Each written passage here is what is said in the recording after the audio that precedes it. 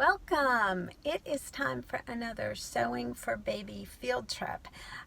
Today I am going to my local Hobby Lobby because I know, like many of you, I only have a Joann Fabrics and a Hobby Lobby near me. We're going to see what I can find resources for the Sewing for Baby video series.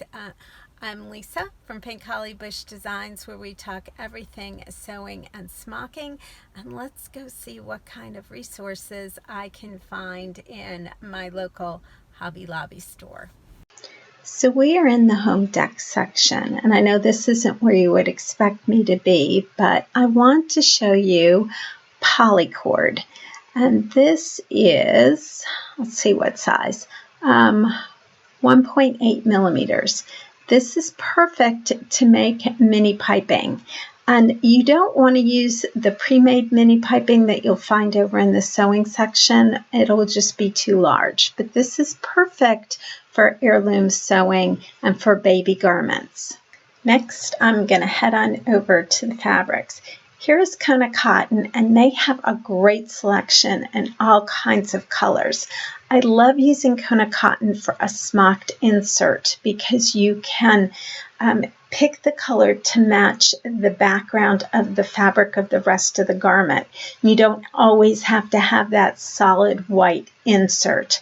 And Kona Cotton also just pleats fantastic and gives you nice beefy pleats. Next up, we have double gauze. Now, double gauze is the perfect fabric for making swaddling blankets, and we're going to have an upcoming video on that. There's some solids as well. I wouldn't use this to make an apparel garment. It's too thin, but it's great for the blankets. I have a whole video on double gauze, and I will link to that as well, so you can check that out. Next up are the knits, and they are all mixed by fiber content, but in looking carefully at the bolt, I did find a number of cotton knits that would be great for making baby garments.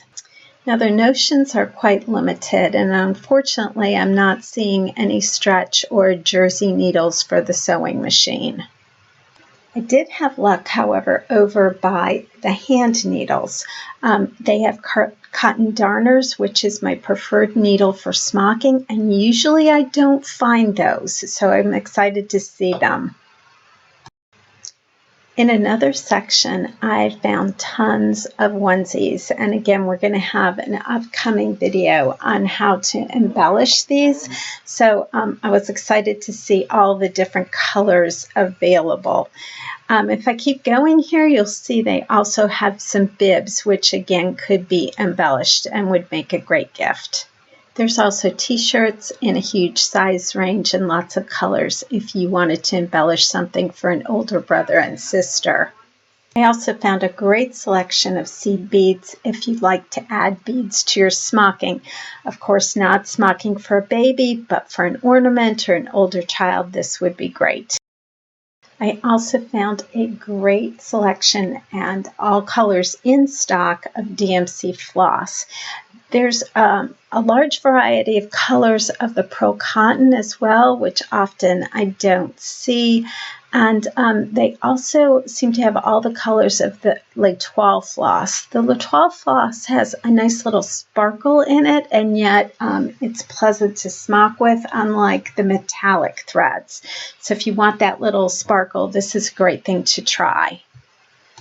I was also surprised to find the A to Z of embroidery stitches in stock. They have the stump work as well. Fortunately, no, they didn't have the A to Z of smocking. And the last thing I found was over in the trim section. I found some 100% cotton crochet lace. This would be perfect for finishing the front edge of the Pink Hollybush smocked baby bonnet. I hope you've enjoyed this little field trip. I'm going to head on over and grab myself a few onesies and head on home and start sewing. Happy sewing, everyone.